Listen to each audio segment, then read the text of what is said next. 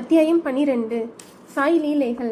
காகா மகாஜனி, வக்கீல் துமால், திருமதி நிமோன்கர், மூலே சாஸ்திரி, ஒரு டாக்டர் ஆகியோரின் அனுபவங்கள். இந்த அத்தியாயத்தில் பக்தர்கள் பாபாவினால் எவ்வாறு வரவேற்கப்பட்டு நடத்தப்பட்டார்கள் என்பதை காண்போம். நல்லோரை காத்து கொடியோரை அழிப்பதே தெய்வ அவதாரத்தின் நோக்கம் அல்லது குறிக்கோள் என்பதை முன்னரே கண்டோம். ஞானிகளின் இறையருட் கட்டளை பணியோ முற்றிலும் மாறுபாடானது. அவர்களுக்கு நல்லோரும் கொடியோரும் ஒன்றே. தீது செய்பவருக்காக வருந்தி அவர்களை நெறிப்படுத்துகிறார்கள். அவர்கள் பவசாகரத்தை, இவ்வுலக வாழ்வெனும் பெருங்கடலை குடிக்கும் அகஸ்தியர் அல்லது அறியாமை இருளை ஒழிக்கும் ஆதவன் ஆவார்கள். ஞானிகளிடம் கடவுள் வசிக்கிறார். உண்மையில் அவரிடமிருந்து அவர்கள் வேறானவர்கள் அல்லர். பக்தர்களின் நன்மைக்காக அவதரிக்கும் இத்தகையவர்களுள் ஒருவரே நமது சாயி ஆவார். ஞானத்தின் உச்சகட்டத்தில் தெய்வீக ஒளி சூழப்பட்டு எல்லா ஜந்துக்களையும் சமமாக நேசித்திருந்தார். அவர் பற்றற்றவர். பகைவர்களும் நண்பர்களும் அரசனும் ஆண்டியும் அவருக்கு ஒன்றே. அவருடைய அசாதாரண திறமையை செவிமிடுங்கள். அடியவர்களுக்காக தமது தகைமை களஞ்சியத்தை செலவிட்டார். அவர்களுக்கு உதவி செய்வதில் எப்போதும் விழிப்பாய் இருந்தார். ஆனால் அவராக அடியவர்களை வரவேற்க எண்ணினால் ஒழிய ஒருவரும் அவரை அணுக இயலாது. அவர்களது முறை வரவில்லையானால் பாபா அவர்களை நினைப்பதில்லை. அவருடைய லீலைகளும் அவர்களின் காதை எட்டவியலாது. பிறகு அவர்கள் எங்கினும் அவரை பார்க்க எண்ண முடியும். சிலர் சாய்பாபாவை பார்க்க விரும்பினர். ஆயினும் அவரின் மகா சமாதி வரை அவரின் தரிசனத்தை பெற அவர்களுக்கு வாய்ப்பேதும் கிடைக்கவில்லை. பாபாவின் தரிசனத்தை பெற விரும்பிய பலரின் விருப்பமானது இங்கெனும் நிறைவேறாமல் போயிற்று. அவர் மீது நம்பிக்கை கொண்ட இத்தகையோர் அவரது லீலைகளை செவிமடுப்பாராயின் பாலுக்கான தரிசனத்திற்கான அவர்களது ஏக்கமானது வெண்ணையினால் லீலைகளினால் பெருமளவு திருப்திப்படுத்தப்படும். வெறும் அதிர்ஷ்டத்தினாலேயே ஷீர்டி சென்று பாபாவின் தரிசனத்தை பெற்ற சிலர் நீண்ட நாட்கள் அங்கு தங்க இயலுமா? இயலாது. ஒருவரும் தாமாகவே ஷீர்டி செல்ல முடியாது. தாம் நினைத்தபடி அங்கு நீண்ட நாட்கள் இருக்க முடியாது. பின்னர் அவர்களுக்கு அனுமதி கொடுத்த நாட்கள் வரைக்குமே அவர்கள் தங்க வேண்டும். பாபா அவர்கள் அவ்விடத்தை விட்டு போகும்படி கேட்டதும் அவ்விடத்தை விட்டு போய்விட வேண்டும். எனவே அனைத்தும் பாபாவின் சங்கல்பத்தையே சார்ந்திருந்தன. காகா மகாஜனி. ஒரு முறை காகா மகாஜனி ஷீர்டிக்கு பம்பாயில் இருந்து சென்றார். அவர் அங்கு ஒரு வாரம் தங்கி கோகுலாஷ்டமி பண்டிகையை கண்டு மகிழ விரும்பினார். பாபாவின் தரிசனத்தை பெற்ற உடனே பாபா அவரை எப்போது வீட்டிற்கு திரும்ப போகிறார் என கேட்டார். அவர் அத்தகைய வினாவினால் ஆச்சரியமே அடைந்தார். எனினும் பதில் அளிக்க வேண்டும் என்பதற்காக பாபா தம்மை அங்கனம் செய்ய எப்போது ஆணையிடுகிறாரோ அப்போதே தம் வீட்டிற்கு போவதாக கூறினார். பாபா நாளைக்கு போ என கூறினார். பாபாவின் மொழிகளே சட்டமானதால் அவைகள் நிறைவேற்றப்பட வேண்டும். எனவே உடனே காகா மகாஜனி ஷீர்டியை விட்டு புறப்பட்டார். பம்பாயில் தனது அலுவலகத்திற்கு சென்ற பின்னர் தனது எஜமானர் தன்னுடைய வரவுக்காக கவலையுடன் காத்திருப்பதை அறிந்தார். அவரது மேனேஜர் திடீரென நோய்வாய்ப்பட்டு இருந்தார். எனவே காகாவின் வரவு அவருக்கு தேவைப்பட்டது. ஷீர்டியில் காகாவுக்கு ஓர் கடிதம் அனுப்பியிருந்தார். பம்பாய்க்கு அது திருப்பி அனுப்பப்பட்டது. வக்கீல் பாவ் சாஹேப் துமால். இப்போது மாறுபாடான ஒரு கதையை கேளுங்கள். ஒருமுறை பாவ் சாஹேப் துமால் ஒரு விசாரணைக்காக நிபாட்டிற்கு சென்று கொண்டிருந்தார். வழியில் சீரடிக்கு சென்று பாபாவின் தரிசனத்தை பெற்று உடனே நிபாட்டிற்கு செல்ல விரும்பினார். ஆனால் பாபா அவரை அங்கினம் செய்ய அனுமதிக்கவில்லை. ஒரு வாரமோ அதற்கு மேலோ அவரை ஷீர்டியில் தங்க வைத்தார். இதே நேரத்தில் நிபாட்டில் உள்ள நியாயாதிபதி அடிவயிற்றில் ஏற்பட்ட வலியினால் மிகவும் துன்புற்றார். எனவே விசாரணை ஒத்தி போடப்பட்டது. துமால் அங்கு சென்ற பின்னரே விசாரணை தொடர்ந்தது.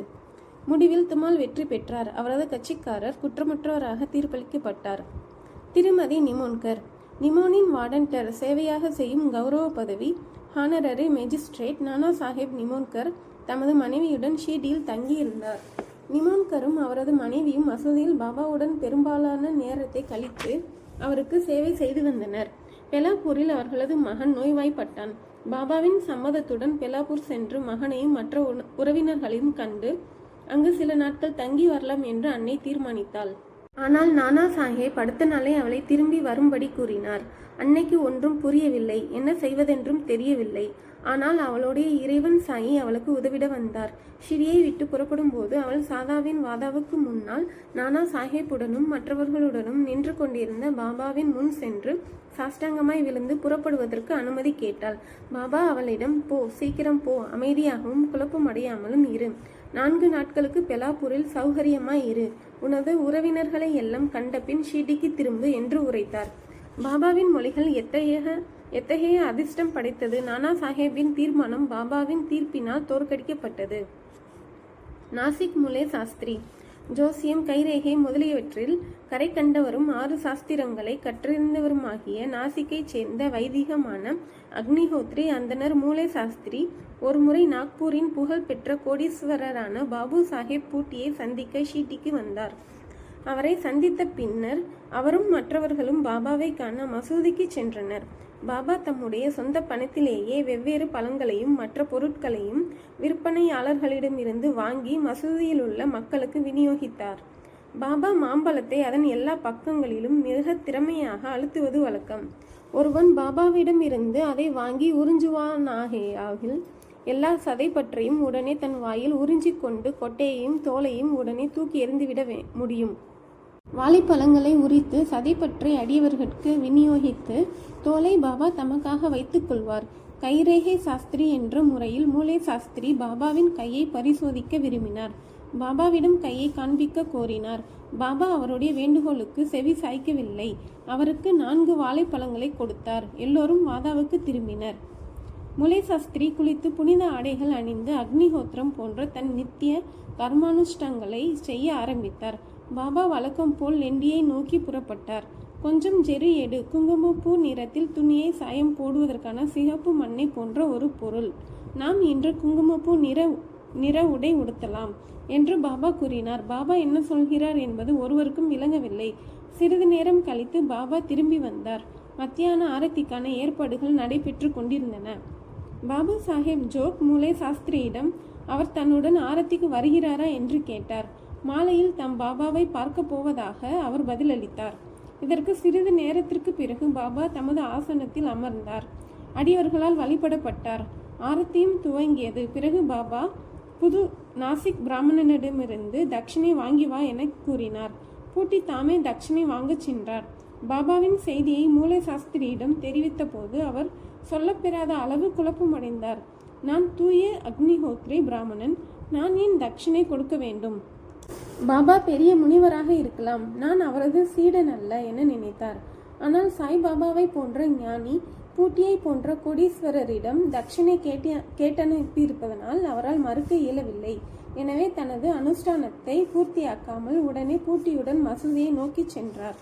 தம்மை தூயவராகவும் புனிதமானவராகவும் மசூதியை வேறு விதமாகவும் கருதி அவர் சற்று தூரத்தில் இருந்த கைகளை சேர்த்து பாபாவின் மீது புஷ்பங்களை வீசினார். அப்போது ஆஹா, திடீரென்று ஆசனத்தில் அவர் பாபாவை காணவில்லை. காலஞ்சென்ற தனது குரு கோலப் சுவாமியை அங்கு கண்டார். ஆச்சரியத்தால் அவர் செயலிழந்தார். இது கனவாய் இருக்குமோ அல்ல அங்ஙனமென்று அவர் அகல விழித்திருந்தார். காலஞ்சென்று தனது குரு கோலப் சுவாமி எங்கினும் அங்கு இருக்க முடியும். சிறிது நேரம் அவர் பேச்சற்று விட்டார். தன்னையே கிள்ளிவிட்டு கொண்டார். திரும்பவும் நினைத்தார். ஆனால் காலஞ்சென்று தனது குரு மசூதியில் இருக்கும் உண்மையை அவரால் ஏற்க முடியவில்லை. முடிவில் எல்லா ஐயங்களையும் களைந்துவிட்டு தெளிந்த நிலையில் தனது குருவின் அடிகளில் பணிந்து கூப்பிய கரங்களுடன் நின்றிருந்தார். மற்ற எல்லாரும் ஆரத்தி பாடுகையில் மூலே சாஸ்திரி தனது குருவின் பெயரை இறைந்து கூக்குரலிட்டார். இனப்பெருமை, புனிதத்தன்மை பற்றிய எண்ணங்களை ஒதுக்கி எறிந்துவிட்டு தனது குருவின் பாதங்களில் சாஷ்டாங்கமாக விழுந்து கண்களை மூடிக்கொண்டார். எழுந்திருந்த போது பாபா தட்சணை கேட்டுக்கொண்டிருப்பதை கண்டார். பாபாவின் பேரானந்த ரூபத்தையும் சிந்தனைக்கும் அப்பாற்பட்ட அவரின் சக்தியையும் கண்டு மூலே சாஸ்திரி தன்னையே மறந்தார். எல்லையற்ற மகிழ்ச்சி அடைந்தார். ஆனந்த கண்ணீர் வடித்தார். திரும்பவும் பாபாவை வணங்கி தட்சணை கொடுத்தார். தனது சந்தேகம் நீங்கிவிட்டதாகவும் தன் குருவையே கண்டதாகவும் அவர் கூறினார். பாபாவின் இந்த லீலையை கண்ணுற்ற அனைவரும் மூலே சாஸ்திரி உட்பட மிகவும் மனதுருகி போயினர். ஜெரு எடு, நாம் இன்று குங்குமப்பூ வண்ண உடை உடுத்தலாம் என்ற பாபாவின் மொழிகளை இப்போது புரிந்து கொண்டனர். சாய்பாபாவின் லீலை அத்தகைய அற்புதம் வாய்ந்ததாகும். ஒரு டாக்டர் ஒருமுறை ஒரு மம்லத்தார் தனது டாக்டர் நண்பருடன் ஷிர்டிக்கு வந்தார். தனது தெய்வம் ராமர் என்றும் தான் ஒரு முகமதியர் முன் பணிய போவதில்லை என்றும் கூறி ஷிர்டிக்கு வர விருப்பம் இல்லாதவராய் இருந்தார். மம்லத்தார் அவரிடம் அவரை பணியும்படி ஒருவரும் கேட்கவோ வற்புறுத்தவோ மாட்டார்கள் என பதில் உரைத்தார். எனவே தோழமை கூட்டின் மகிழ்ச்சியை நல்குவதற்காக அவரும் உடன் வருதல் வேண்டும். அவ்வாறாக அவர்கள் ஷிர்டிக்கு வந்து பாபாவின் தரிசனத்திற்காக மசூதிக்கு சென்றனர். டாக்டர் முன்னால் சென்று வணங்குவதை கண்ணுற்ற அனைவரும் ஆச்சரியத்தால் செயலிழந்தனர். அவர் எங்கேனும் தனது தீர்மானத்தை மறந்து முகமதியர் முன் பணிந்தார் என்று அனைவரும் அவரை கேட்டனர். தனது அன்பிற்குரிய தெய்வம் ராமரையே ஆசனத்தில் பார்த்ததாகவும் எனவே தாம் சாஷ்டாங்கமாக வணங்கியதாகவும் கூறினார். இதை அவர் சொல்லும் போதே சாய்பாபாவை மீண்டும் அங்கே கண்டார். திகிலுற்ற அவர், இது ஒரு கனவா? எங்கினும் அவர் ஒரு முகமதியராக இருக்க முடியும். அவர் ஒரு மாபெரும் யோக சம்பன்ன அவதாரம் ஆவார் என நினைத்தார். அடுத்த நாள் தான் உண்ணாமல் விரதம் இருப்பதென்று சபதம் எடுத்துக்கொண்டார். மசூதிக்கு போவதை தவிர்த்து பாபா தன்னை ஆசீர்வதிக்கும் வரை அங்கு போவதில்லை என தீர்மானம் செய்து கொண்டார். 3 நாட்கள் கடந்தன. 4வது நாள் காந்தேசில் இருந்து அவருடைய நெருங்கிய நண்பர் ஒருவர் வந்து சேர்ந்தார். அவருடன் பாபாவின் தரிசனத்திற்காக மசூதிக்கு சென்றார். வணக்கத்திற்கு பின், ஓ டாக்டரா, உம்மை இங்கு அழைத்து வர காந்தேசில் இருந்து யார் வந்தது என்று எனக்கு முதலில் சொல்லும் என்று பாபா அவரை கேட்டார். இந்த மிக முக்கியமான வினாவை கேட்டு டாக்டர் மனதுருகினார். அன்றிரவே அவர் பாபாவினால் ஆசீர்வதிக்கப்பட்டார்.